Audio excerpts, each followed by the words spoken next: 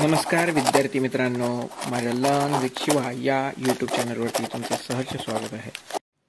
आज आपण खूप महत्त्वाच्या विषयावरती चर्चा करणार आहोत.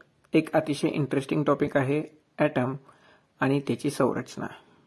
मला माहीत आहे, प्रत्येकाला माहीत असेल ॲटम आणि त्याची संरचना कशा रीतीने आहे.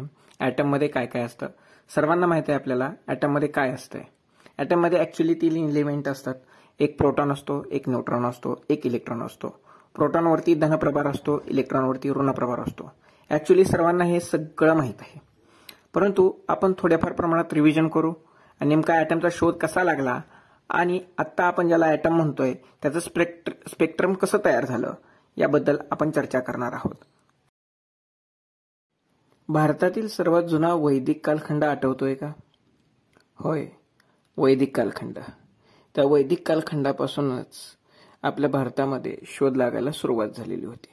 अरे, विज्ञानाचं ओरिजिनच आपलं भारत आहे. परंतु आपण सर्वजण त्यापासून अजूनही अज्ञात आहोत. कारण आपले प्राचीन धर्मग्रंथ जर का उघडले तर त्या धर्मग्रंथातून खूप साऱ्या जेवढ्या काही अडचणी विज्ञानामध्ये येत असतील त्या सर्वांची उत्तरं आपल्याला त्या प्राचीन धर्मग्रंथामध्ये दिसून येतात. अगदी त्याचप्रमाणे परमाणूचा शोध देखील आपल्या भारतामध्ये फार पुराणापासून लागलेला आहे.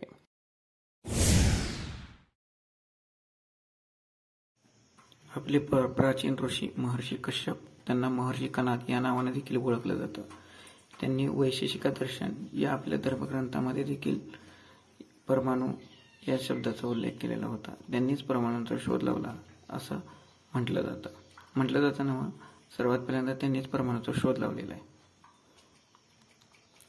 त्यांचा धर्मग्रंथ होता वैशेषिक दर्शन.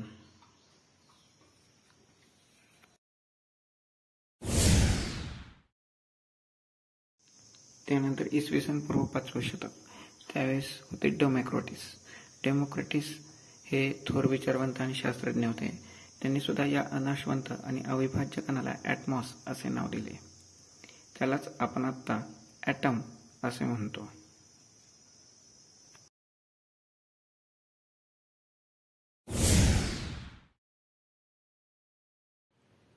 यानंतर आले जॉन डाल्टन यांनी बिलियर्ड बॉल मॉडेल मांडलेलं होतं.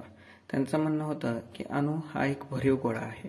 त्यांच्या सिद्धांतामध्ये काही 3 मुद्दे महत्त्वाचे आहेत. पहिला मुद्दा असा होता की एकाच मूलद्रव्याचे अणू हे वस्तुमान आणि गुणधर्माने एकसारखे असतात. निरनिराळ्या मूलद्रव्याचे अणू हे निरनिराळे असतात. वेगवेगळ्या मूलद्रव्यांचे अणू जर का सारख्या प्रमाणात आपण एकत्र केले तर त्याच्यापासून संयुगे बनतात. त्यांनी अतिशय उत्तम आणि महत्त्वाचं मॉडेल मांडलेलं होतं, ते म्हणजे बिलियर्ड बॉल मॉडेल. सर्वांना समजण्याजोगं की अणू हा एक भरीव गोळा आहे आणि तो आपल्याला नष्ट करता येत नाही आणि तयारही करता येत नाही. फक्त रासायनिक अभिक्रियेमध्ये त्याचा वापर करून एखादा नवीन पदार्थ तयार करता येतो. या ठिकाणी आपल्याला फक्त एवढं लक्षात ठेवणं गरजेचं आहे की बिलियर्ड बॉल मॉडेल किंवा अणू हा एक भरीव गोळा आहे असं कोण म्हटलेलं होतं, तर आपला जॉन डाल्टन यांनी म्हटलेलं होतं.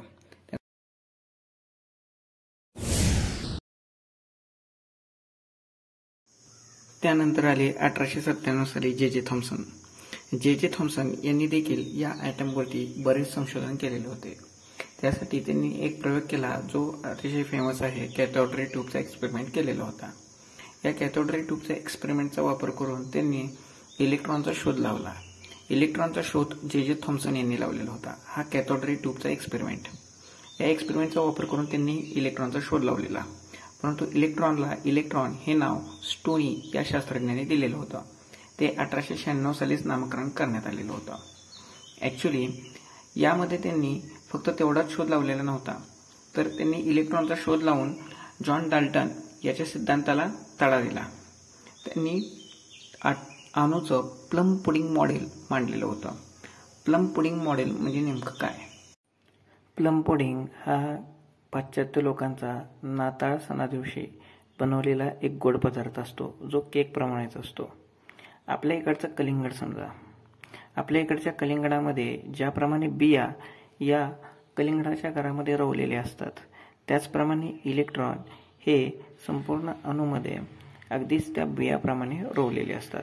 त्याचं म्हणणं एकच होतं की अणू हा धनप्रभारित गोळा असून ऋणप्रभारित इलेक्ट्रॉन त्याच्यामध्ये हे इतरत्र या कलिंगडाच्या बियाप्रमाणे रोवलेले असतात. प्लम पुडिंग मॉडेल तुम्हाला इमेजमध्ये दिसत असेलच.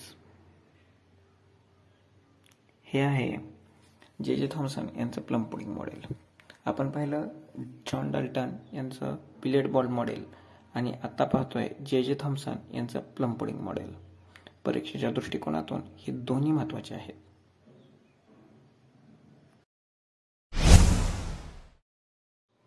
त्यानंतर आले अर्नेस्ट रुदरफोर्ड. अर्नेस्ट रुदरफोर्ड यांनी सुवर्णपत्रीचा प्रयोग केला आणि या प्रयोगाचा वापर करून त्यांनी अणूचं केंद्रक शोधून काढलेलं होतं. सर्वांना गफलत होते की रुदरफोर्ड यांनी नेमकं काय शोधून काढलं. धनप्रभार हा पूर्णपणे सेंटरला असतो ॲटमच्या, हे त्यांनी शोधून काढलेलं होतं. त्यांचा सुवर्णपत्रीचा प्रयोग हा भरपूर फेमस झालेला. तो सुवर्णपत्रीचा प्रयोग नेमका होता कसा ते आपण आता पाहू. या सुवर्णपत्रीच्या प्रयोगामध्ये त्यांनी एक सुवर्णपत्री घेतलेली होती, म्हणजे सोन्याचा एक पातळ पत्रा घेतलेला होता आणि त्याच्यावरती धनप्रभारित अल्फा किरणांचा मारा केला. या पातळ पत्र्याभोवती त्यांनी झिंक सल्फाईड नावाची प्रतिदीप लावलेली होती. त्यांनी त्यावरून काही अनुमानं काढली. त्यांना असं निदर्शनास आलं की काही किरणं ही आरपार गेलेली होती, काही किरणं ही तिरपी गेलेली होती, तर काही किरणं जशीच्या तशी वळून परत माघारी आलेली होती. जी किरणं जशीच्या तशी वळून माघारी आलेली होती ती बरोबर मध्यातून आलेली होती त्या पत्र्याच्या. यावरून असं समजून येतं की अल्फा किरण हे धनप्रभारित आहेत आणि positive always repels each other आणि positive and negative attract each other. त्यामुळं जी किरणं अट्रॅक्ट झाली होती ती आरपार गेली, परंतु जी रिपल्स झाली होती ती तिरकी आणि परत माघारी वळलेली होती. काही तिरकी गेली होती आणि काही परत माघारी वळलेली होती. यावरून त्यांनी हे अनुमान काढलं की अणूचा संपूर्ण धनप्रभार हा संपूर्ण इतरत्र पसरलेला नसून तो बरोबर अणूच्या मध्यामध्ये आहे. यावरून त्यांनी न्यूक्लियसचा शोध लावलेला होता.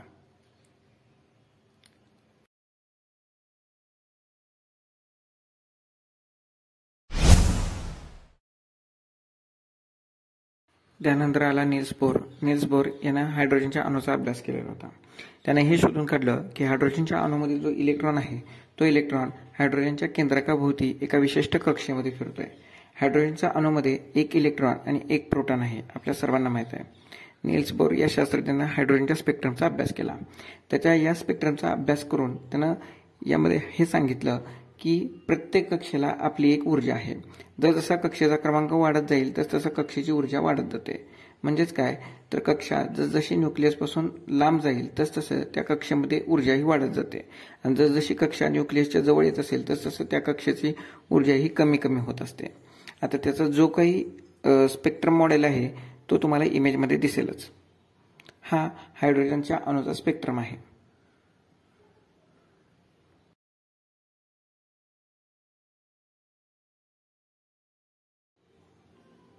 त्याचा ऊर्जेबद्दलचा सिद्धांत नेमका समजून घेऊ आपण.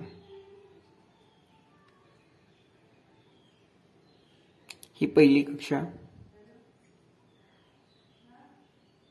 ही त्याच्या आतील कक्षा. आतील कक्षेची ऊर्जा फार कमी आहे, बाहेरील कक्षेची ऊर्जा जास्त आहे. हा बाहेरील कक्षेतील इलेक्ट्रॉन याला जर का आतील कक्षेमध्ये प्रवेश करायचा असेल तर त्याला त्या कक्षेला एवढी ऊर्जा सोडावी लागेल.